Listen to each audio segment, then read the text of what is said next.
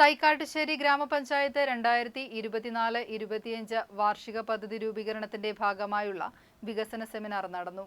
Advocate M Arif M P ഉദ്ഘാടനം ചെയ്തു.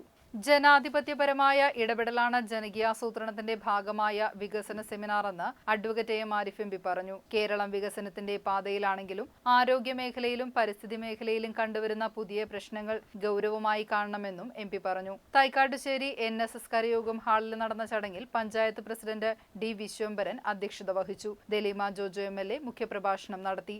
Thaikkattussery block panchayat president advocate VR Rajitha, ജില്ലാ പഞ്ചായത്ത് അംഗം ബിനിത പ്രമോദ്, പഞ്ചായത്ത് വൈസ് പ്രസിഡന്റ് അംബിക ശശിധരൻ, മറ്റ് ജനപ്രതിനിധികൾ, ജീവനക്കാർ എന്നിവർ പങ്കെടുത്തു. 14ാം പഞ്ചവത്സര പദ്ധതിയുടെ ഭാഗമായ വരും വർഷത്തെ വാർഷിക പദ്ധതി അന്തിമമാക്കുന്നതിനാണ് വികസന സെമിനാർ സംഘടിപ്പിച്ചത്.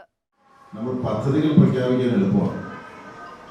സ്വപ്നം കാണുന്നതിന് ടാക്സ് കൊടുക്കേണ്ടാത്തതുകൊണ്ട് നമുക്ക് ഇഷ്ടംപോലെ സ്വപ്നം കാണാം. ബ്ലാക്ക് ആൻഡ് വൈറ്റിലും കാണാം, കളറിലും കാണാം, 70 കാണാം. അതിനൊന്നും ഒരു ബുദ്ധിമുട്ടുമില്ല, ടാക്സ് കൊടുക്കണ്ട. പക്ഷെ നടപ്പാക്കി എടുക്കാൻ പ്രയാസമാണ്. കടലാസിലുള്ളത് യാഥാർത്ഥ്യമാകുമ്പോൾ അതിൽ ഒരുപാട് പ്രശ്നങ്ങളുണ്ട്. ഇപ്പോൾ ഉദാഹരണം, ഇപ്പോൾ അദ്ദേഹം ചോദിച്ചതിന് മറുപടി പറയാൻ ഒത്തിരി സമയം വേണ്ട വരുന്നൊരു കാര്യമാണ് നേരെ ഘടകം ആക്കിയ ഘടകവും പാലം. ഉമ്മൻചാണ്ടി സർക്കാരിൻ്റെ കാലത്താണ് അതിന് സാമ്പത്തികാനുമതിയും അതുപോലെ നിർവഹണാനുമതിയും നൽകിയത് ആ പാലത്തിന്. പക്ഷെ കല്ലിട്ടത് പിണറായി സർക്കാരിൻ്റെ കാലത്താണ്. കല്ലിട്ട് നിർമ്മാണം തുടങ്ങുന്ന ഘട്ടത്തിൽ പറഞ്ഞിരുന്നത് എന്താണെന്ന് വെച്ചാൽ അപ്രോച്ച് റോഡിൻ്റെ സ്ഥലം നമുക്ക് 2 കൂട്ടരും തരുമെന്ന പ്രതീക്ഷയിലാണ് തുടങ്ങിയത്. ഇപ്പം സർക്കാർ അത് നിർത്തി, പ്രതീക്ഷ നിർത്തി.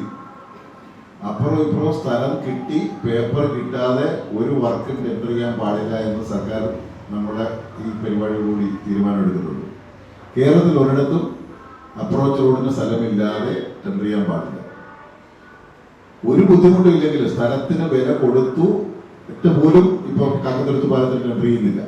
വില കൊടുത്ത് അവർ കൈപ്പറ്റി അവര് പൂർണ്ണമായും അവരിൽ നിന്ന് എന്താ പറയുക, ആ വസ്തു സർക്കാർ പൊസഷൻ എടുത്താൽ മാത്രമേ ടെൻഡർ ചെയ്യാൻ പറ്റത്തുള്ള പിടിവാശിയിൽ നിൽക്കുകയാണ് ഉദ്യോഗസ്ഥർ. ഈ പാലത്തിന്റെ കാരണത്താലാണ് കേരളം ഒട്ടാകെ അങ്ങനെ തീരുമാനമെടുത്തത്.